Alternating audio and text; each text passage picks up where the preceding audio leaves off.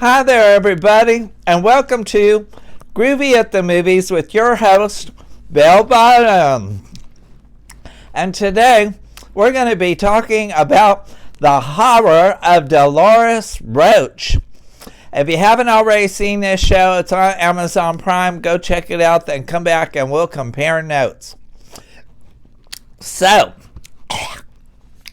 I don't know if any of you are familiar with Sweeney Todd, the demon barber of Fleet Street, but it was a penny dreadful novel that came out in Victorian times.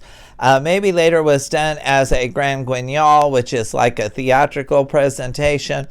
And then even later as a musical with the wonderful Angela Lansbury and George Hearn. And then, of course, a movie helmed by Tim Burton and starring Johnny Depp and Helena Bonham Carter. And basically it revolved around a man whose name was Benjamin Barker, who was falsely imprisoned for a crime that he didn't commit. He comes back to London years later and sets up a barbershop right above Mrs. Lovett's pie shop. He dispatches all the people that wronged him, and Mrs. Lovett makes them into pies and sells them to the locals. That's pretty much the story in a empanada shell.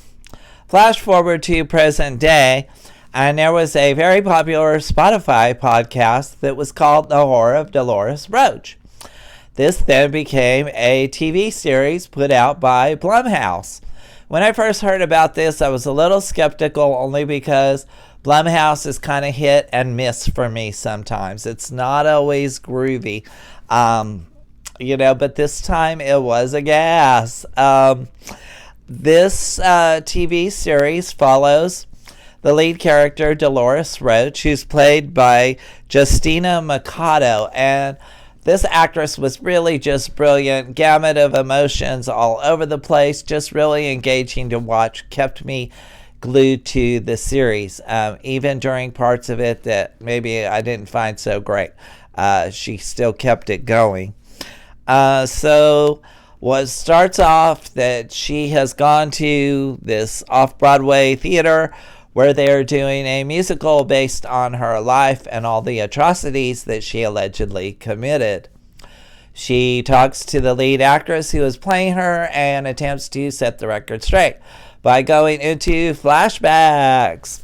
So, we are taken back to when Delores and her boyfriend are drug kingpins selling weed throughout Brooklyn Heights area and are quite successful at it. At some point, the DEA gets wind of this and they move in for the best. The boyfriend sets Delores up, takes the cash, and goes on the lam, leaving Delores to do a 15-year prison sentence. Really nice guy.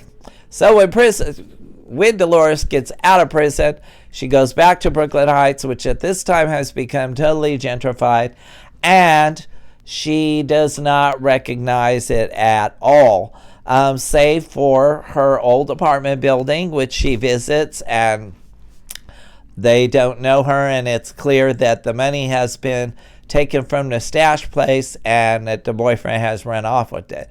Then she goes to Empanada Loco, and she runs into an old friend by the name of Luis Batista, who's played by Alejandro Hernandez. Also an excellent actor, I think did a great job playing somebody who was just a little bit off kilter and disturbed. So Luis offers to let Delores stay downstairs from the empanada shop, which she does, and opens up a kind of a legal massage business and calls it Magic Hands. And she does quite well for a little while, but then at one point the landlord comes and is very unpleasant and hostile and demands things above and beyond what is appropriate. Delores offers him a massage and at some point ends up snapping his neck and dispatching him. She's very concerned because of the fact that she just got out of prison. Here she is on probation, and the poor girl's already went off somebody. But listen, while she's at the hardware store, Luis comes and takes care of everything. He leaves her a note and says there's nothing to worry about. Everything's been cleaned up. And she's fine with that until she realizes that the new secret ingredient in Luis's new and quite popular empanadas is, of course, their landlord, which is a bit awkward, and at first she's horrified by this and then seems to come to terms with it, enough so that she begins dispatching other people, at first for self-preservation, and this was kind of a point that bothered me. And then at some point, just because people might have mildly annoyed her. Folks, I work in retail, and I will tell you that if I were to dispatch everybody that irritated or annoyed me and turn them into fast food, then I would have to open up a nationwide chain of all-you-can-eat tapas bars. It's a lot. But getting back to the story, so yeah, she has dispatched all these people. In the meantime, she's still on the search for this elusive boyfriend who has wronged her. She even hires a private detective, which was a gag and a gasp and a giggle. It turned out to be 80s music icon Cyndi Lauper. I just loved this character. I thought Cyndi was fun to see on screen again. She looks fantastic. And she was playing one of those private detectives who is not going to stop until she gets to the bottom of things. This ends up working against Delores because not only does she seem to find an answer to the boyfriend's whereabouts, but also begins to suspect that all is not right at Empanada Loco. So, the piece in the third act, and this is where I found things to be a little kind of rushed and maybe pushed together. In the third act, it becomes clear that something's amiss at the restaurant. People have gone missing, and other people knew that that's the last place that they visited. The police have come there on several occasions. And this part really got me. The neighbors in the same building, their bathtubs and showers start spewing out blood. To me, that would be an automatic indicator to get on the phone with the cops right away and figure out what was going on. Why they did not, I do not know. It was just so weird. Like, wouldn't you want to tell somebody that something was off, like with blood coming out of your pipes? I guess.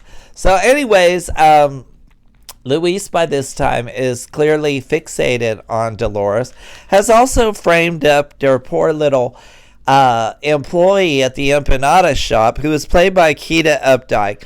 And I just have to give her props because I thought she was so engaging to watch. She just was really just an awesome actress and a presence. And Luis set her up to take the fall for everything that had happened.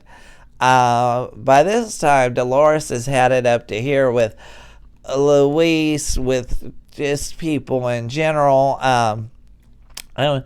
She decides she's going to go on the lam, but when she goes to leave, Luis blocks her way, causing her to grab him by the back of the head, as one does, and push his face into a grease fryer, as one does, and then he falls to the floor as she torches the building with him in it, as one does, and she runs off to the theater, where we get back to that point in the story. Someone at the theater tells her that they have inside information as to where her boyfriend is, and this is the part that I found really unsatisfying. At the end of this series, knowing that the whole thing has been about her trying to get vengeance for how she was wronged by her boyfriend, when they finally get to what is supposed to be the boyfriend's house, she knocks on the front door. The door opens. Delores lets out a maniacal laugh and reaches out to strangle them, and that is the end. I don't know whether Blumhouse was pushing for a season 2. Apparently they were, with the actors strike and the writers strike and everybody on strike right now. It doesn't seem like that's going to happen, and I have this to say about that. If I go to a restaurant that specializes in gelato, okay, and I have the 3-course meal, and then they tell me the gelato machine is broken, no, girl, I want my gelato. Blumhouse, I want my gelato. Delores, Roach, I want my gelato. I feel cheated, to sit through that whole thing and then get this kind of ambiguous ending. But that being said, I thought it was a really fun summer watch. The episodes are super short. I may have mentioned this. It was based on a Spotify podcast, so you're looking at like 35 minutes an episode. You can watch it for a little while. If you don't like it, boom, there's something else. But I found it engaging most of the way through. Definitely check it out. The Horrors of Delores, Roach. This had me feeling groovy, y'all. It was just a gas. If you like this episode, be sure to like, share, and subscribe. As always, thank you for tuning in, and here's to hoping that your day is super groovy, baby. Yeah.